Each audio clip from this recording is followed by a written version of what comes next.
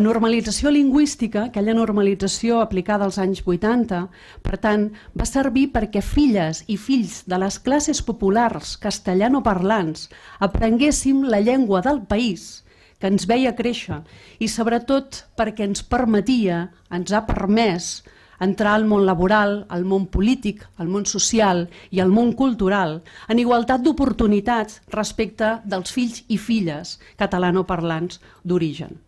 Recordem efectivament TV3 quan va venir, recordem els esplais, recordem les meravelloses experiències que hem tingut moltes de nosaltres en aquelles escoles del CEPEC, que van permetre, entre d'altres, que una servidora, com tantes d'altres, aprenguéssim a estimar una nova llengua i ens féssim doblement competents lingüísticament parlant. No seré jo, efectivament, qui aplaudeixi amb pleitesia la normalització lingüística perquè, a més, en soc crítica i perquè trobem que hi ha certes mancances, és a dir, no hem guanyat, i ho sabeu ben bé, el català als barris, no hem guanyat els patis de les nostres escoles i, per tant, hi ha molta feina encara a fer. Però sí defenso i defensaré la immersió lingüística per una qüestió de classe i també per una qüestió d'igualtat d'oportunitats. Mireu, senyors del PP i senyors de Ciutadans, atacar avui en dia la immersió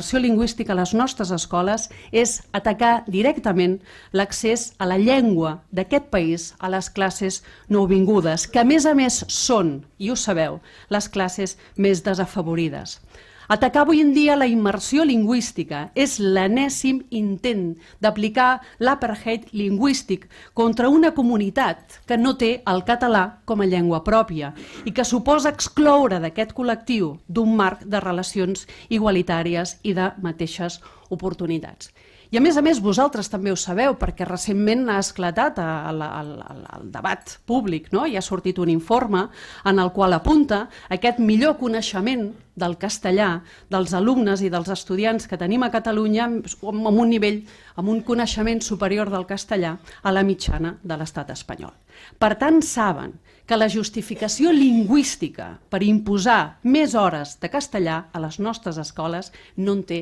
cap ni una. I és per això que davant d'aquest intent d'apartheid lingüístic, d'apartheid en definitiva, trobareu filles d'immigrants com jo que defensarem amb les dents si cal, con los dientes si hace falta, el català a les nostres escoles i sobretot perquè els fills i filles de castellans, de masics, d'equatorians, etc., aprenguin la llengua que a mi em van ensenyar i que efectivament és la llengua amb la qual també sé estimar i també sé odiar quan correspon. Gràcies.